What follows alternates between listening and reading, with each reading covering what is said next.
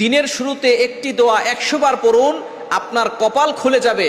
আল্লাহ পাক রব্বুল আলামিন আপনার গুনাহ মাফ করবেন, আল্লাহ তাআলা আপনার সম্মান বাড়িয়ে দিবেন, আল্লাহ তাআলা সওয়াব দিবেন এই পরিমাণ যে আপনি কল্পনা করতে পারবেন না। যে ব্যক্তি এই দোয়াটা সকালে 100 বার পড়তে পারবে, আল্লাহ পাক রব্বুল আলামিন তাকে শয়তানের আক্রমণ থেকে বাঁচাবে। দ্বিতীয় নাম্বার, যে ব্যক্তি 100 বার পড়বে তার 100 গুনাহ আল্লাহ ক্ষমা করে দিবে। 3 নাম্বার, যে ব্যক্তি 100 বার পড়বে 100টি নেকি তার আমলনামায় দিয়ে দিবে এবং 100 গুণ মর্যাদা আল্লাহ তাআলা বাড়িয়ে দিবেন।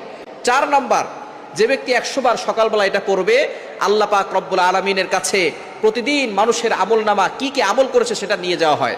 সুতরাং যে ব্যক্তি এটা 100 বার পড়বে তার নাম এই তালিকায় সর্বপ্রথম থাকবে। 5 নম্বর পুরস্কার হচ্ছে আল্লাহর নৈকট্য অর্জন হবে, আল্লাহর সাথে সম্পর্ক বৃদ্ধি হবে। দোয়াটি হচ্ছে লা ইলাহা ইল্লাল্লাহু ওয়াহদা লা শারীকা লা লাহুল মুলকু ওয়া লাহুল হামদু ওয়া হুয়া আলা কুল্লি শাইইন কাদির।